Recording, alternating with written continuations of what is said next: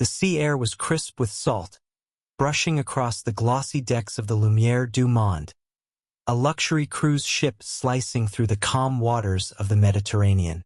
Passengers sipped champagne and snapped photos against a golden sunset, oblivious to the storm of chaos inching ever closer. Laughter echoed from the ballroom, mingling with the soft melody of a string quartet. Beneath that glittering surface, in the belly of the vessel, evil stirred with surgical precision.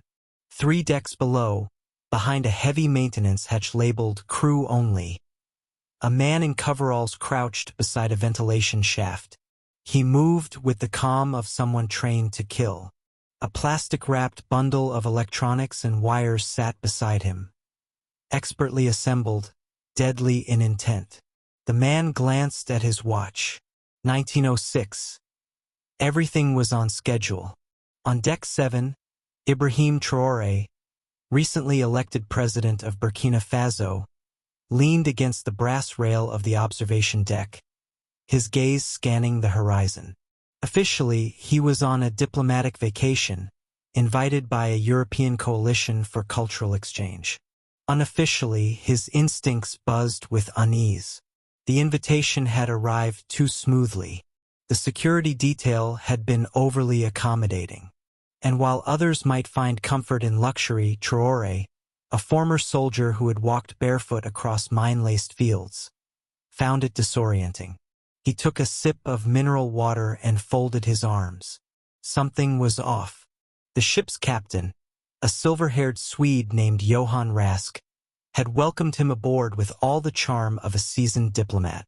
Yet when Traoré had asked about the last-minute crew changes logged in the ship's manifest, Rask had dodged. He remembered it clearly. Just a clerical shuffle. New hires. You know how these things go. Traoré didn't. He turned from the railing and began a slow walk down the promenade, hands behind his back, sharp eyes taking in every movement, every shadow. 2 men by the lifeboats turned quickly when they saw him. One of them smiled too quickly, too nervously. They didn't look like vacationers. Not in those shoes, not with that posture. His military mind catalogued the details. Square build, short-cropped hair, earpiece slightly protruding behind the right ear. Mercenaries, maybe, or worse. Below, the man in the shaft, codename Lurker, secured the last wire of his device. He radioed softly into a throat mic, "Charge 1 is live. Confirming charge 2 and 3 en route." "Copy that, Lurker." A voice crackled back. "Mission clock is green. We hit at 2000 hours. Make sure the primary VIP is corralled with the hostages." Traoré descended into the lower decks under the guise of exploration. His aide, François, had grown nervous with the president's deviation from the scheduled tour, but Traoré insisted. He moved with calm purpose, choosing isolated stairwells and seldom-used corridors. On Deck 4, near the crew quarters, he found a janitor's closet slightly ajar. Inside, the floor was clean, too clean. He stepped in, scanning quickly. The mop bucket had dust, except for a trail of clean droplets that stopped before the wall panel. A draft whispered through a sliver in the wall. With deft fingers, Traoré pried it open. Behind the panel, a narrow service passage stretched into darkness. He moved forward, muscles tight, senses flaring. Then he heard it, the soft click of metal against metal. Voices, foreign accents, Eastern European, maybe. A phrase repeated in hushed tones. "Zassename. We begin." He backed out silently, shutting the panel. He now knew 2 things. Explosives were involved, and this was no random hijacking. Suddenly, the emergency alarm sounded. Not the general alarm, but a single coded tone. High-pitched, repetitive. Traoré's blood turned cold. On the bridge, Captain Rask paled as his radar operator turned to him. "Sir, we've just lost contact with the lower decks. Communications are scrambled. We may be under a cyber intrusion." At the same moment, the ballroom lights flickered. A dozen men in faux waitstaff uniforms drew automatic weapons from beneath serving carts. Screams erupted. Glass shattered. Guests dove for cover as one of the attackers fired a shot into the ceiling. "Silence!" barked a man in a crimson suit, face hidden behind a smooth polymer mask. "This ship now belongs to the sovereign flame. You move, you die." Elsewhere, the attackers struck with synchronized precision. Luggage areas were mined. The engine room was seized. Panic spread faster than smoke. But not everyone froze. In the corridor leading from the infirmary, a crew member sprinted toward the comms room, only to be cut down with a silenced shot. And 2 floors above, Traoré made his move. Slipping back into the service tunnel, he bypassed the main stairwells and emerged into a storage bay adjacent to the kitchens. There, he subdued a guard in a silent blur of motion. Elbow to the windpipe, wrist twist, a clean takedown. He stripped the man's radio and sidearm, checking the channel. Chatter flooded in. "Hold the engine. VIPs go to deck 9. Package 3 set. Fire drills in 5 minutes. Burn room sealed." He couldn't save everyone, not yet, but he could learn their plan. From the intercepted comms, he deduced the hijackers intended to gather key diplomats and officials in the ship's cinema lounge, the most confined space, reinforced for soundproofing. Perfect prison. Or tomb. Then something struck him.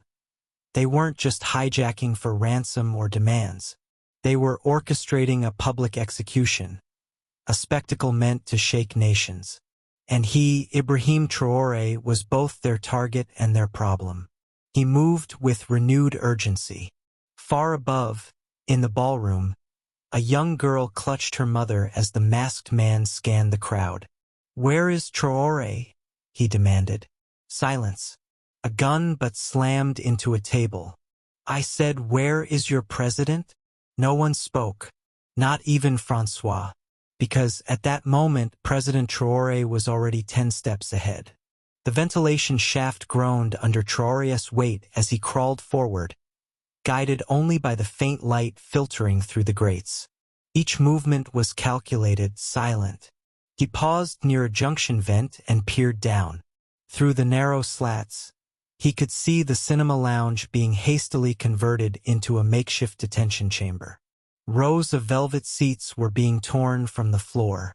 Heavy-duty cable ties and steel chain loops lay scattered near the emergency exits. Traoré counted 6 hostiles in the room, 2 carrying submachine guns, 1 operating a handheld jammer, and 3 dragging chairs to construct what appeared to be a central perimeter. This wasn't impromptu. It was architectural, designed.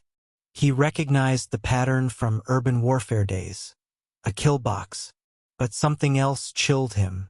To his core, there were no visible explosives in the cinema, meaning they weren't planning on detonating the room. They were saving it. For broadcast, he needed eyes and ears. With deliberate care, he extracted a compact fiber-optic scope from the hijacked guard's belt and threaded it through a crack in the ventilation slats. A subtle tilt of the wrist activated the lens. It was grainy, but enough. He zoomed in on one of the terrorists, a woman judging by her frame though masked like the others. She barked into a wrist communicator in French-accented English, confirming receipt. High-value targets arriving in 3 minutes. We start with the Belgian ambassador. Record full sequence. Rotate camera feed through secure proxy. Traoré's jaw clenched. It was worse than he'd thought. Not just terrorism propaganda. They were going to stage executions and release the footage. Still crouched above, he extracted a piece of folded paper from his pocket. His handwritten note, prepared that morning out of instinct. He had scrawled 3 codes in it, diplomatic clearance sequences for emergency access to non-public ship systems. He had hoped never to use them. Now he had no choice. He slid back through the shaft and dropped quietly into a maintenance corridor. A quick scan of the area confirmed it was clear. He sprinted to the nearest control panel, accessed the internal maintenance override, and typed in the first of his emergency clearance codes. Access granted. A schematic of the ship blinked to life. He grinned slightly. The internal surveillance feed was partially corrupted, but the ventilation system controls were intact. He triggered emergency airflow redirection on Deck 9, pushing hot steam into the cinema lounge's vents. It wouldn't injure anyone, but it would sow confusion. Seconds later, muffled shouting erupted through the walls. Back in the lounge, the terrorists recoiled as thick, steamy air hissed into the room. "What the hell is this?" the masked woman shouted. "Shut it down." "I can't. It's coming from a locked sequence. Internal only." "It's him," she snarled. "He's loose." On Deck 3, in a dim storage bay, a young man named Arnaud, a Burkinabe naval attaché who had snuck aboard as part of Traoré's personal team, crouched behind a stack of sealed crates. He clutched a compact satellite transponder. When the hijacker struck, he had ducked away unnoticed as planned. Now, per protocol, he activated the beacon.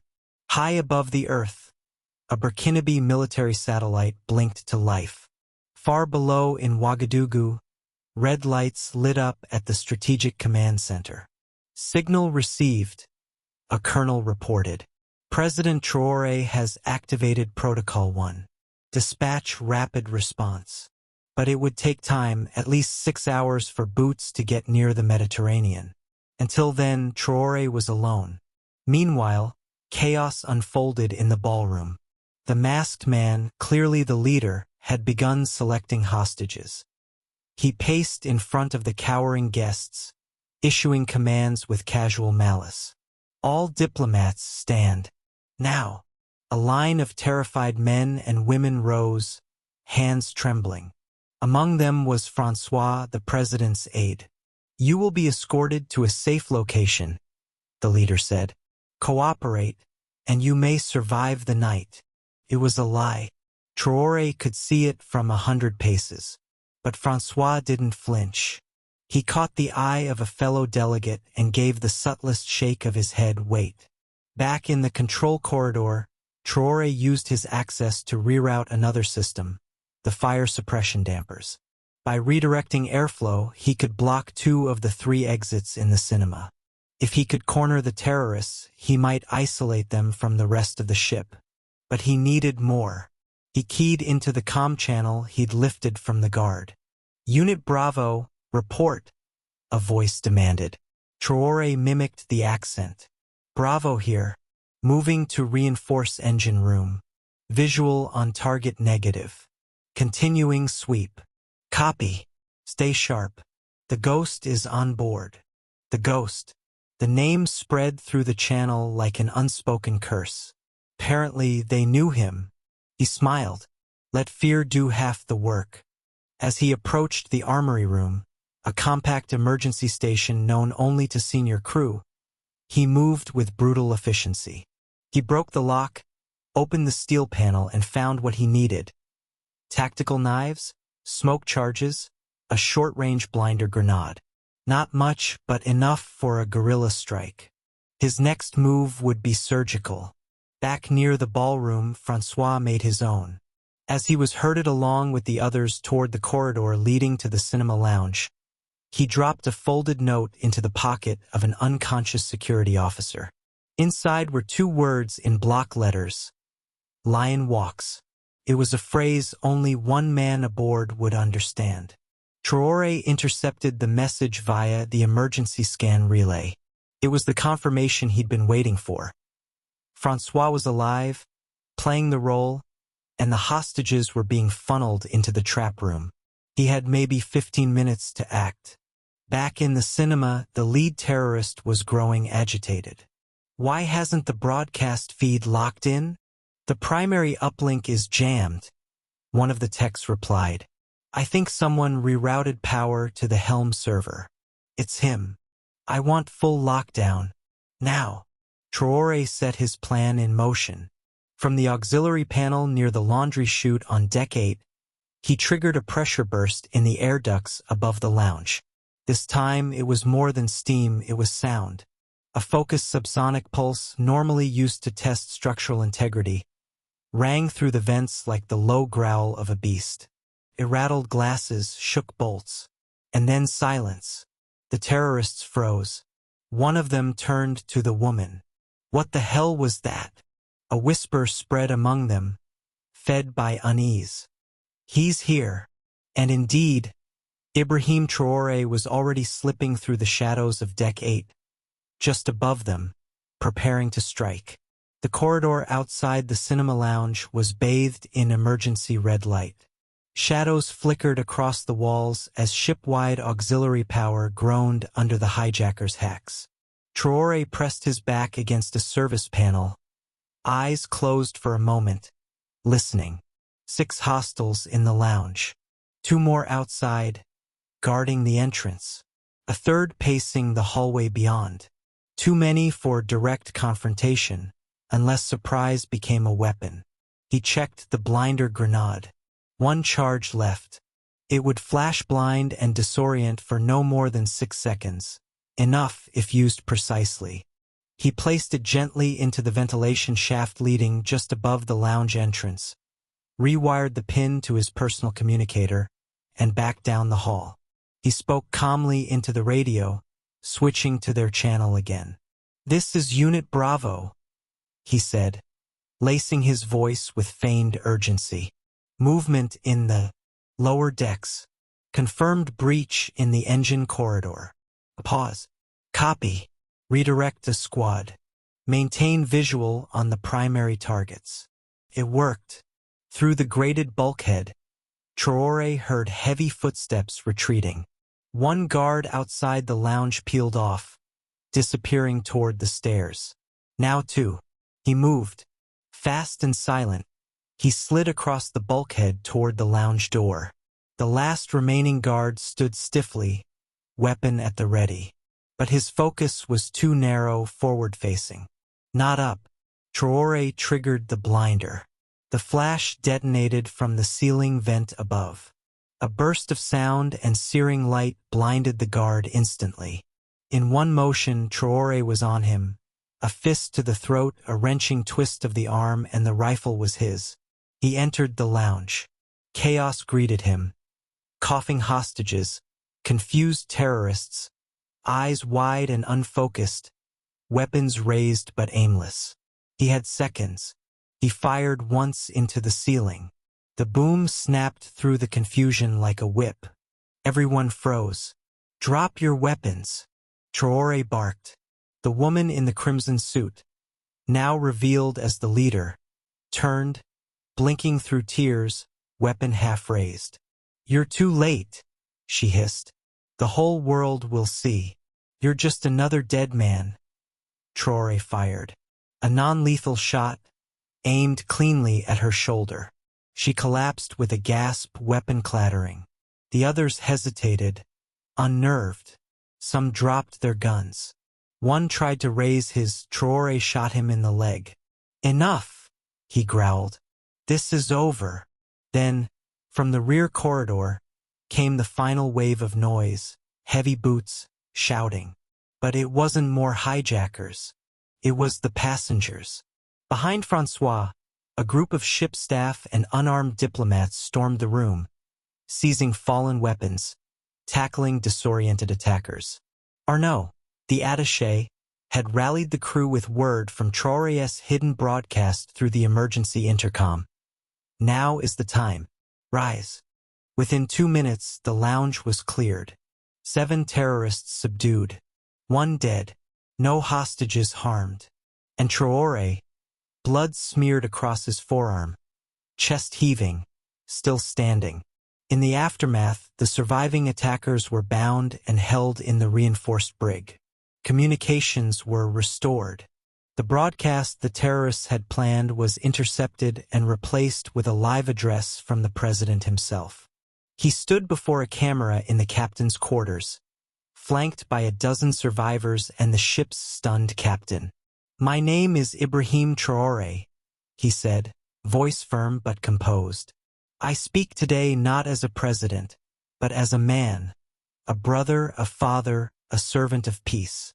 Tonight we were targeted not just by violence but by fear. But we did not bow. He glanced at Francois, who nodded subtly. Let this be known. No ship, no nation, no people will ever be taken by terror so long as we stand together. I extend my hand, not in vengeance, but in justice. The address spread across global networks within minutes. By sunrise, headlines flashed across every major outlet. President Traoré thwarts crew's ship terror plot, saves 136 lives. The ghost of Burkina Faso strikes back. A heroic stand at sea. Terror foiled. Unity and courage on the Lumière du Monde. Hours later, rescue helicopters from French and Burkinabe naval forces descended upon the ship. Medics treated the wounded. Survivors wept with relief. News crews hovered, but were kept at bay as security tightened. On the rear deck, away from the frenzy, Traoré leaned against the railing once more. The sea stretched calm and blue before him. Francois approached, holding a hot cup of tea. You should rest, the aide said. Traoré shook his head. Not yet. You stopped them. All of them. How did you know what to do? Traoré sipped the tea. You don't always know. You listen. You observe. You trust the right people. Francois gave a quiet smile. And when they called you the ghost? That, Traoré said, was the only true part of their plan. A burst of laughter behind them drew their attention. Arnaud and a few passengers were exchanging stories, arms slung over shoulders, sharing food and shock. The unity in that moment was undeniable. The world would later learn that the Sovereign Flame had planned to use the ship attack as a trial run for a larger operation, one targeting multiple embassies across Europe. Had their broadcast succeeded, global panic would have followed. Markets destabilized, borders tightened, but they failed, because one man refused to be a passenger.